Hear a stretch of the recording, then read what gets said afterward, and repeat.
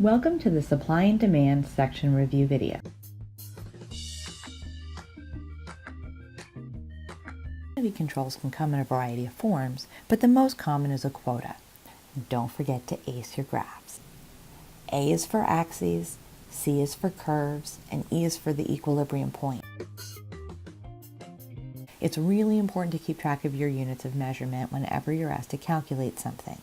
Knowing the difference between a decrease in supply and a decrease in quantity supplied is hugely important. I always recommend to my students that they follow a systematic approach to answering these kinds of questions.